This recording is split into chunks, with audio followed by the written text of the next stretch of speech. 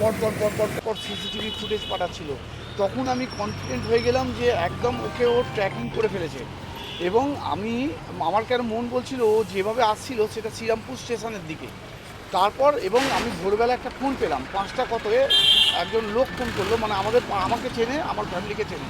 সে বললো আমার বউ হাঁটতে গেছে, আপনার মেয়েকে মনে হয় দেখেছে, কিন্তু অন্য জামা কাপড়ে, রামকৃষ্ণপুর ঘাটে, আপনি ইমিডিয়েট বেরোন খুঁজুন। তো আমি বললাম তাহলে আপনার বউয়ের কাছে ফোন আছে? ও বললো না আমার বউয়ের কাছে ফোন নেই, কিন্তু ও কারোর থেকে ফোন নিয়ে আমাকে ফোন করে বলেছে আপনাকে জানান। আমি জানাচ্ছি আপনি জান। আমি সঙ্গে সঙ্গে বেরিয়ে প্রথমে হাওড়া স্টেশন গেলাম, খুঁজলাম, তখন পেলাম না। আবার ব্যাক এলাম, ব্যাকে আমার কি মনে হলো যে একবার জেটির কাছে যাই। আমি কিন্তু তারপর আমার মনে হলো অত ছেলে শুয়ে আছে, আমার মেয়ে তো ওরকমভাবে যাবে না, তাও বেরিয়ে এলাম। আবার কি মনে হলো যে যাই, একবার দেখেই নি যা হবে। আমি গিয়ে সত্যি দেখলাম একদম কোণে বসে আছে এবং ওকে চিনতে পারছিলাম না, জেডিতে। তারপর আমি গেলাম, গিয়ে আমি যেই ওকে বললাম কী শোনাই তুই এখানে, তখন ও বললো বলো। তারপর আমি বললাম বল তুই তুই এখানে কী করছিস, তুই কেন গেলি? ও বললো যে তুই বাড়ি নিয়ে চলো আমার। তারপর আমি তো বাড়ি নিয়ে এলাম। তারপর সঙ্গে সঙ্গে আমি পুলিশ প্রশাসন, এডিসিপি ম্যাডাম, যিনি সারা রাত্রির আমাকে পুরো শুধু আমাকে ট্র্যাকিং করেছে, মানে এইভাবে, মানে সারা রাত্রি, মানে আমি প্রথম পুলিশ প্রশাসন যথেষ্ট হেল্প করেছে। এবং মানে 24 ঘন্টা আমাকে প্রত্যেকটা ট্র্যাকিং দিয়েছে, মানে ও কীভাবে কোথায় যাচ্ছে, কার সাথে কথা বলছে। তারপর মেয়ের কাছেও জানলাম ওখানে একটা কোনো মেয়ে হেল্প করেছে ওকে জামা কাপড় চেঞ্জ করে দিতে, ওই শ্রীরামপুরে। ও কি শ্রীরামপুরেই ছিল? হ্যাঁ, কি রমন টাইপ নাম, মানে সাউথ ইন্ডিয়ান বা গ্রামের মেয়ে, খুব ভালো মেয়ে, তাকে খেতেও দিয়েছিল। হ্যাঁ, বন্ধু নয়, একদম স্টেশনেও পরিচয় হয়েছে। ও কাঁদছিল দেখে, বা কাঁদছিল না, ও মনে হয় ওকে যখন জিজ্ঞেস করেছে যে তোমার বাড়ি কোথায়, ও তখন মনে হয় একটু কেঁদে ফেলেছে। তখন ও পরিচয় দিয়েছে আমি এই তারপরেই হাওড়া স্টেশনেই আলাপ হয়েছে? না, শ্রীরামপুর স্টেশনে ওর সাথে আলাপ হয়েছে। ওই সিসিটিভি ফুটেজে আমার আপনার মেয়ে হাওড়া স্টেশন থেকে শ্রীরামপুরে নেমেছিল। বহু লোকেরা তাকে মাহেশের রথের সামনে দেখেছে এবং মেয়েও বললো হ্যাঁ মাহেশের রথের সামনে আমি অনেকক্ষণ ছিলাম, আমি শুধু হেঁটেছি, মানে রাস্তার পর রাস্তা আমি হেঁটেছি। এবং ফিরে আসেই কিন্তু ও প্রথম কথা বললো বাবা আমি এই খেলাটা খেলবো, আমার ভুল হয়ে গেছে, আমি এই খেলাটা খেলবো। এখনও আমাকে একটাই কথা বলছে বাবা এই খেলবো। আমি অ্যাসোসিয়েশনেও জানালাম, হাওড়া রাইফেল ক্লাবে জানিয়েছি, জয়দীপ কর্মকার স্যার যিনি অলিম্পিয়ান তাকেও জানিয়েছি যে স্যার যা হোক করে আমার মেয়ে যখন চাইছে নিজে থেকে যে এই খেলাটা খেলতে, ও খেলুক। মানে এটা না বাড়ি থেকে নয়, ওর কিছু একটা না না না আমাদের সবসময় সঙ্গ পায়, আমি তো ওকে নিয়ে যাই নিয়ে আসি।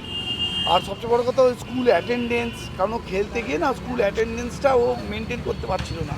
স্কুল অ্যাটেন্ডেন্স বলুন, পড়াশোনার সাথে খেলা, কারণ 8-9 ঘন্টা প্র্যাকটিস করে। এবার ও ওখান থেকে ভেবে ফেলেছে হয়তো আমি সেইভাবে 100% দিতে পারছি না, কিন্তু খেলা, ফ্যাশন ডিজাইনিং এগুলো হচ্ছে ওর খুব প্রিয় জিনিস।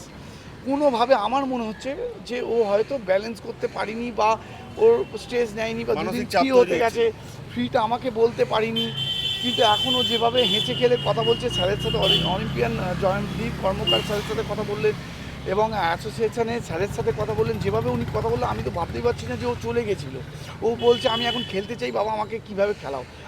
আমি স্যারকে পেলাম না, নাহলে এক্ষুনি বলতাম যে স্যার যা প্রসেসিং আছে করুন, ওকে যেহেতু ও খেলতে চাইছো ওকে খেলতে দিন না। অবশেষে মেয়ে বাড়ি ফিরে, মানে আমার পরিবার খুব উপকৃত। আর আমি সব থেকে মানে এমন জিনিস দেখলাম যেটা মানে আমার পক্ষে এটা আমি জীবনে দেখিনি, যে এরম কেউ মিসিং হওয়ার পর পুলিশ প্রশাসন থেকে একদম 24 ঘন্টা ট্র্যাকিং দিয়েছে, সিসিটিভি ফুটেজ জোগাড় করে করে বিভিন্ন দোকানের, মানে এটা অভাবনীয়।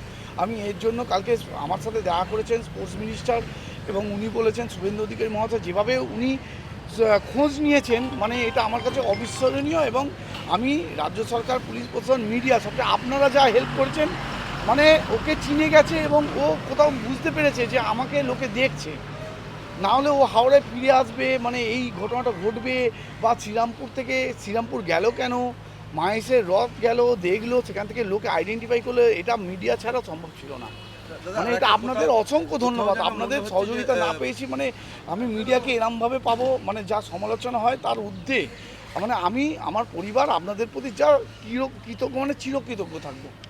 পুলিশ প্রশাসন, মিডিয়া ছিল যে মেয়ের সঙ্গে বাড়িতে কোনো না, বাড়িতে আমাদের কিছু হবার নয়, কারণ হচ্ছে আমরা খুব স্পোর্টিংলি নিই। আমি নিজে পিস্তল শুটার, আমি খেলাধুলার মধ্যে থাকি, আমি জানি এই টেনশনটা কীরকম টেনশন হয়। আমি নিজে খেলতে গিয়ে প্রচণ্ড ঘামি, টেনশনটা নিই সেই জন্য, এবং আমি খেলা বন্ধও করে দিয়েছিলাম। মেয়ে খেলতে হয়, মেয়েকে সময় দিতে হয়, কিন্তু ওর জন্য আমি আবার খেলা শুরু করলাম যে আমাকে মেয়েকে বুঝতে গেলে আমাকে খেলায় থাকতে হবে।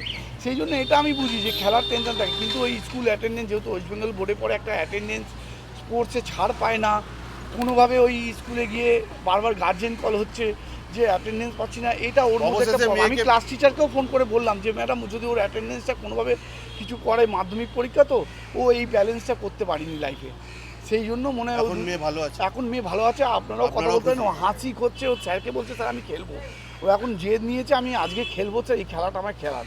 এবার আমি কি করে খেলাবো সেটাই আমি এখন একটু চেষ্টা করছি যে ওকে আজকে খেলানো কীভাবে যায়। Thank you.